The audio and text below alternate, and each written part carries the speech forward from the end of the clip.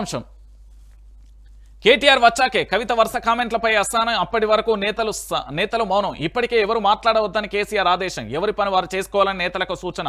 Farm house కు కవిత పిలుస్తారా? కేటీఆర్ భేటీ అవుతారా? హరీష్ రావుతో చేసిన మాదిరిగానే సయోధ్య కుదురుస్తారా? ఆసక్తికరంగా మారిన పార్టీ వ్యవహారం అంటూ కూడా ఇక్కడ చూస్తున్నాం. దాంతోపాటు జాగృతి అనుబంధ సంస్థగా యూపీఎఫ్ ప్రకటించిన ఎమ్మెల్సీ కవిత అంటూ కూడా చెప్పిన పరిస్థితి అయితే కనబడుతుంది.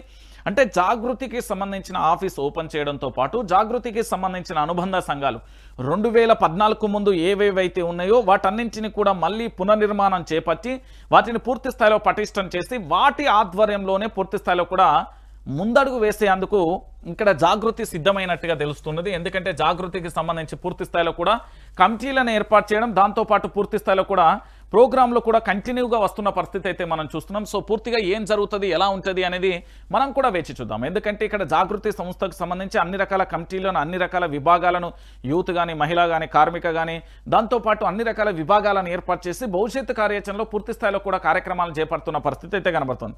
మరి దీనికి సంబంధించి ప్రజల నుంచి ఎలాంటి రెస్పాన్స్ వస్తుంది, జాగృతి టీం ఎలా పనిచేస్తుంది అనేది మనం కూడా వేచి చూడాల్సిన పరిస్థితి కనబడుతుంది. ఇక దాంతోపాటు ఏంది అంటే